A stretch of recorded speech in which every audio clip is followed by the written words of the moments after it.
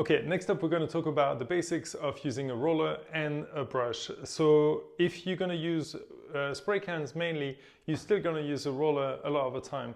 Because say if you've got a porous surface like a plaster wall or something that hasn't been painted, or MDF board or anything porous, you're going to first have to paint it with some type of wall paint, whether it's emulsion, latex, or any sort of paint. You're going to have to use this first. If you use a spray can straight away without preparing the surface, it's going to soak in, and especially your fills are going to look really bad.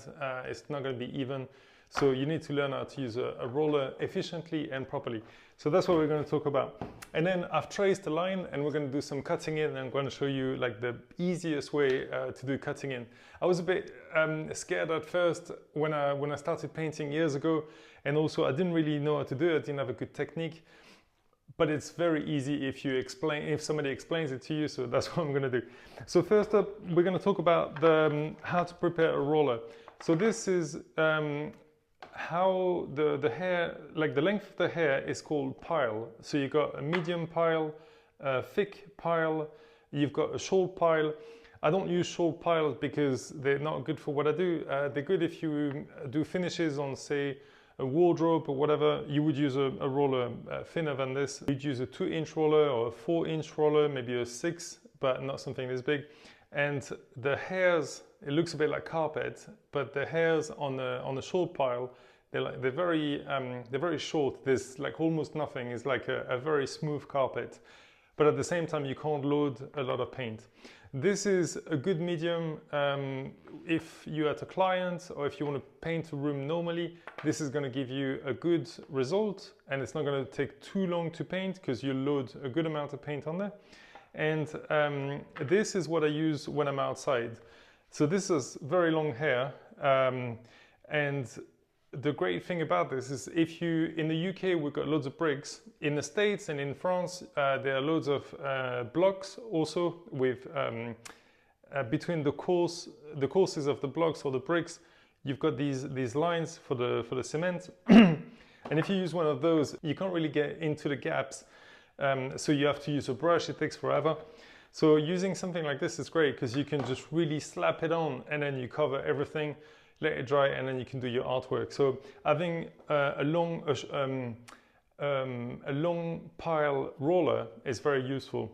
They come in even longer sizes and whatever, so having some of those are cool. Now, if you're painting in the street, it doesn't really matter if some fluff comes off. Really, when you paint in the street, it's a big ghetto. Like, what you get away with is, you know, questionable sometimes. So you don't have a lot of time when you're painting in the street. You just want to get there, prepare your wall. It gets time to dry. It doesn't, whatever, crack on. Because once you go, somebody might paint over it. So you really have to be rushed. But when you're at a client and you want to do something properly, what you want to do first is you want to use some masking tape, and you want to cover the roller, the sleeve. This is the roller, and this is the sleeve. So we're going to cover the sleeve with the masking tape.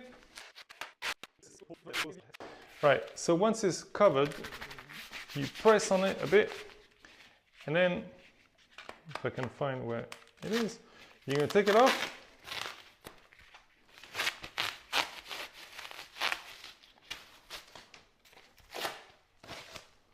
And if you look at the roller, if you look at the tape, you're going to see, probably the camera doesn't pick it up, but you're going to see there's a lot of fluff. Like there was some loose fluff in this, and it's all stuck in the masking tape. What that's going to do is when you're going to paint the wall, none of the fluff is going to come out on the wall, because I'm sure you've done it before. You start painting and then you have to go like, you have to peel all those little bits of fluff, so that's not great.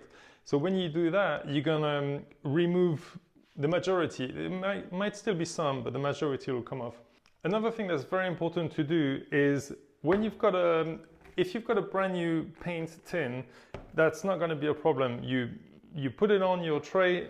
Say if you've got a brand new tray or a very clean tray, there's no problem at all.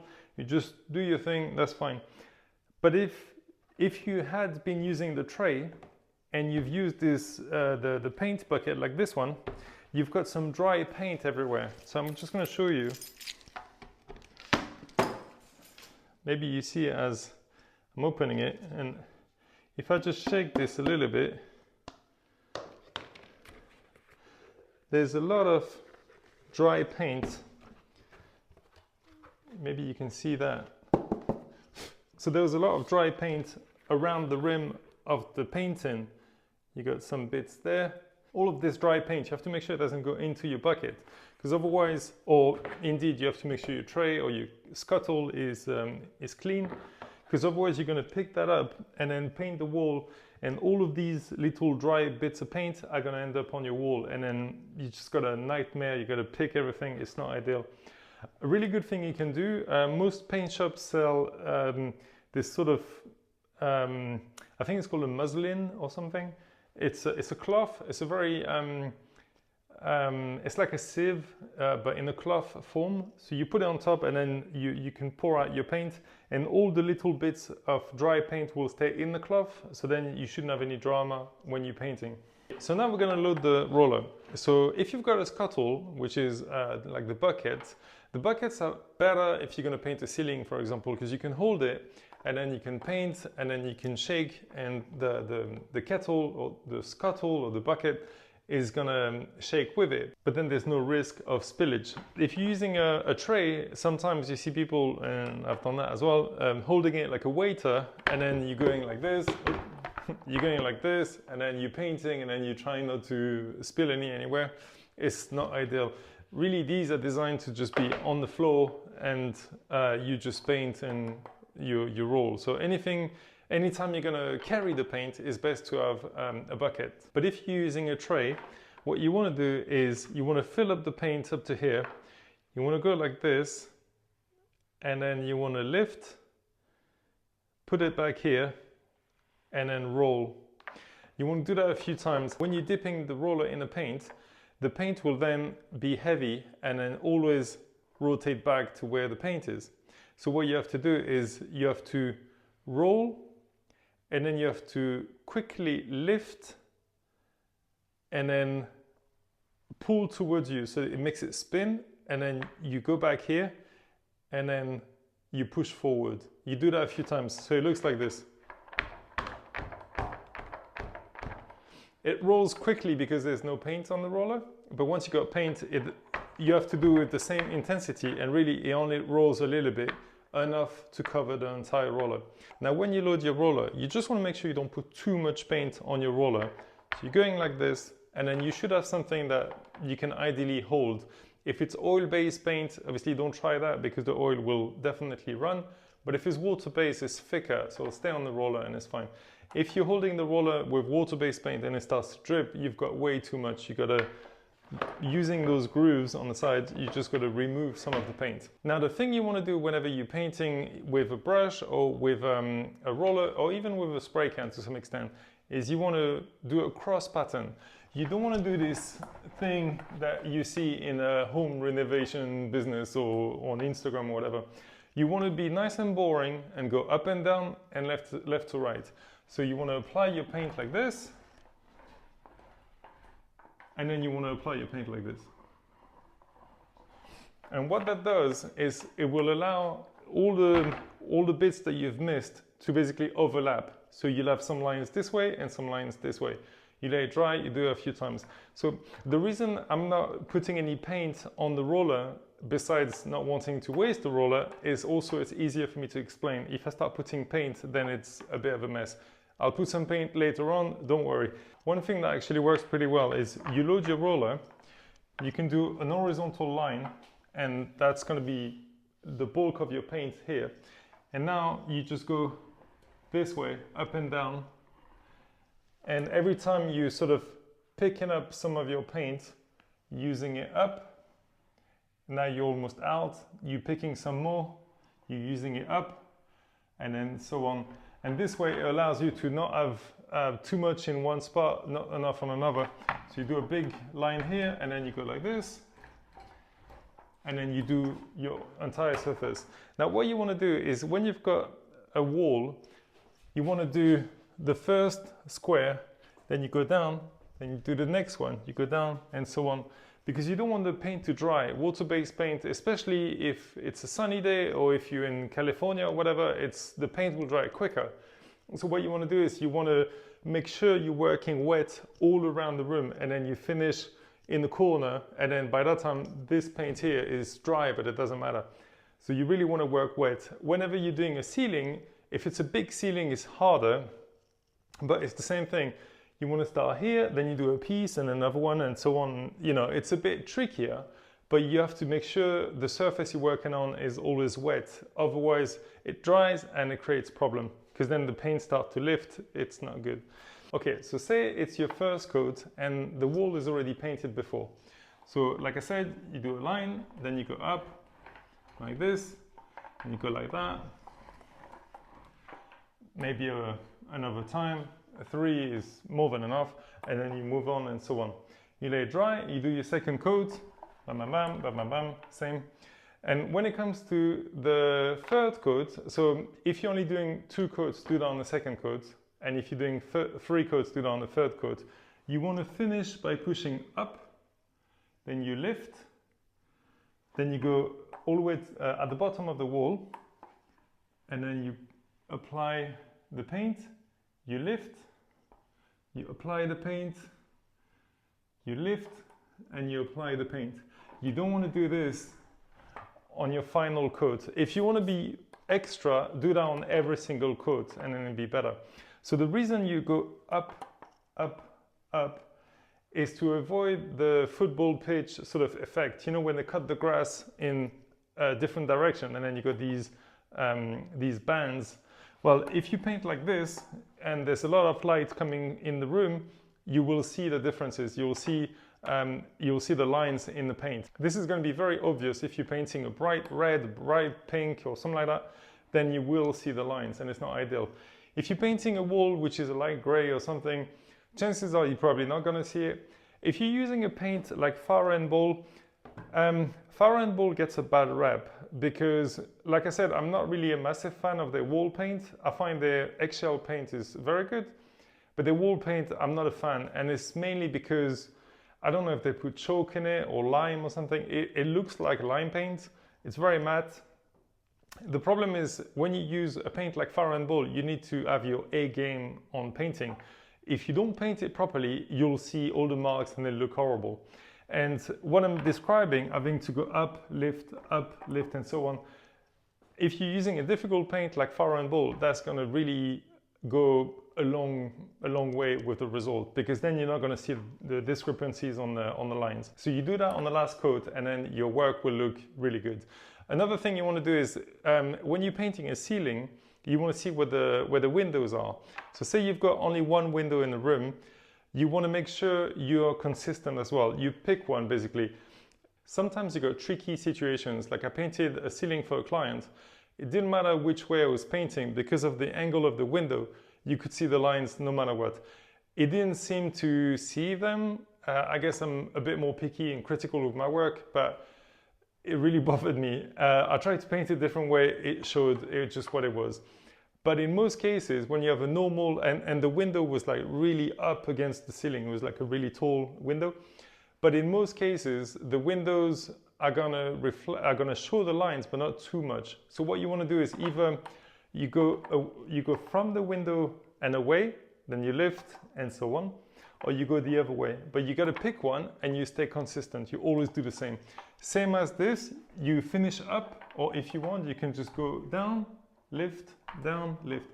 But whichever one you use, stay consistent, so then you won't see the lines. Okay, before we move on to the next segment, I just want to show you how to load the brush properly. So there are multiple ways of using a brush. So you can hold it like this with your thumb on one side and your fingers on the other, or you can use it this way, or you could use it like a pen or pencil. My father is very much against this, and growing up he always used to tell me, don't hold a brush like this. Personally, I find use the technique that works the best for you, and then do that. I find for cutting in, holding it like kind of like a pen works perfectly. Some people will only use it like this. Try different ways, as I always say, and then see what works best for you. Now, one thing you don't want to do when you're painting, whether it's a flat surface like this or a wall, you don't want to do this business, especially if the water's a bit wet. If you start painting like this, you're going to splash everywhere. I'm very much about working clean. I've got a bit of paint on my trousers and a bit of, paint everywhere on my clothes, but it's very minimal. I don't like to show up on the job full covered in paint. If first I try not to put too much paint on myself, but if some clothes get a bit too painted, it's time to replace them. It doesn't send the right message to the client. It just looks like you're going to make a mess everywhere. You want to always work clean. It's a lot better. Now, to load the brush, what you want to do is you want to dab gently. And then you see all of that excess, you want to get rid of that excess. So you dab, and then against the side of the container, you just dab like this, and then you're ready to go. So the thing I do all the time when I'm loading my brush, so say I'm loading my brush, I don't just want to hold it there. I always want to spin the brush. So say I have to load the brush here and then go paint over there for whatever reason, I'm always going to be spinning the brush like this. Because if I stop, you'll see there's a drip, and then it's just so easy for the drip to just end up on the carpet, and then you got a problem. So that's just a quick tip, always rotate your brush as you're painting. So whenever you're painting, you just want to be calm. You want to apply the paint nice and easy. You don't want to slap it around because otherwise this happens. You just want to paint with purpose. You want to end up here, go there. You want to paint in a relaxed fashion. You can go fast, there's no problem, as long as you're applying the paint calmly. Whenever you're using a roller, if you start doing that, your hand is going to get covered, the floor is going to get covered, and it's really bad to have a lot of paint on the floor. Even if you've got protective sheets, you're going to walk on the sheet, step in the paint, then maybe go somewhere else to grab something else, the ladder, and then now you're going to put some paint everywhere. It's not ideal. So whenever you're using the roller, paint with purpose. So paint like this, like that, like this, like that. Just don't do this. That's way too fast. And if for whatever reason you need to do that, say maybe you're in the street, then what you can do is use a pole, because then you can be away and you can go really fast. It'll splash all over the place in the street, it doesn't matter, and then you're not getting covered. But apart from that, if you're on the job or something, go relatively slowly and with purpose, and this way you're going to work cleanly.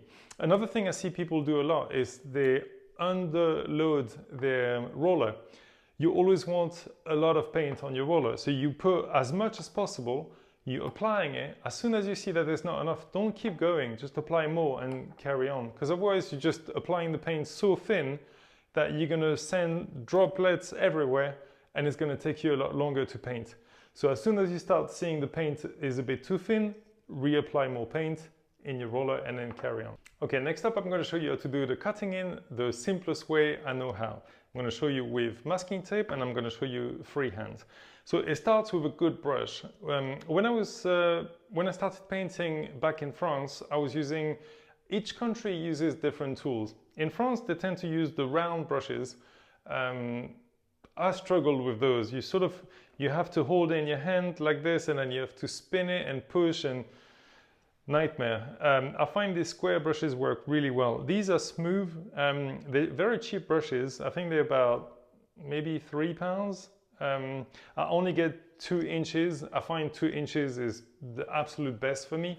3 inches, I just find it's too big, and I struggle to control it. I don't like it as much.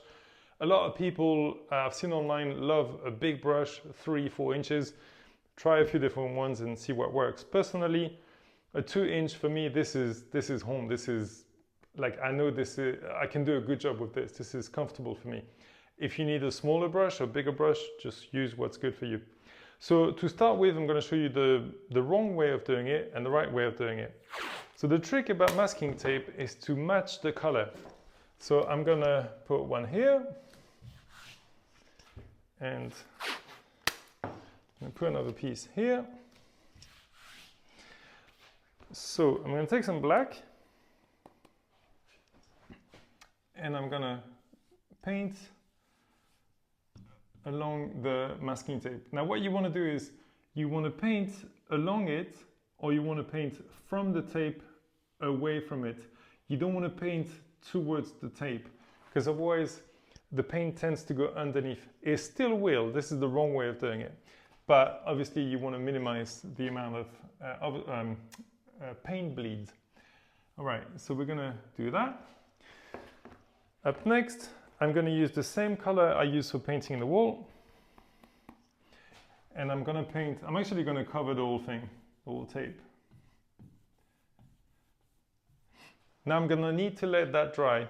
So the reason you paint the same color as the wall, you can also use PVA glue. PVA glue is see-through, well, is white and then it dries see-through. You can do that if you don't have the color, the original color, it will do the same thing. So now I'm going to show you the best way to do it. So I want to load up my brush. Again, I don't want it to drip. I don't want to put too much. I'm just going to get rid of some of the excess, and there's still a bit too much in there. And then what I want to do, say this is going to be, say this is the ceiling, and then this is going to be the wall. So what I want to do is I want to paint here just to get rid of the excess paint on the brush, and I want to gauge how much is in there. Now I'm going to hold it in whatever way I feel is most comfortable for me, which is this. And then what I want to do is I want to paint like this. So I want to go close to it, and then I'm going to drag, and I'm going to paint, and it's very easy, and there's no problem.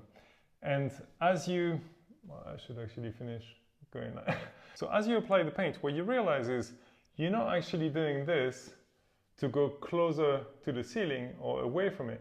What you're actually doing is you're pressing on the brush, or you're not pressing too much, pressing a bit more, or you're pressing a bit less.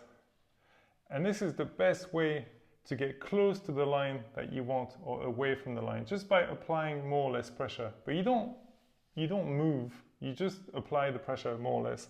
So I'm going to load up the brush a bit more, and then I'm going to go close to the line. Now I'm pressing a bit to get closer. Oh, I'm a bit close, so I'm going to press a bit less. I'm a bit far, I'm going to press a bit more. I'm a little close, I'll press a bit less. You don't really see in the camera, but I'm just telling you what's happening. I'm going to stop here.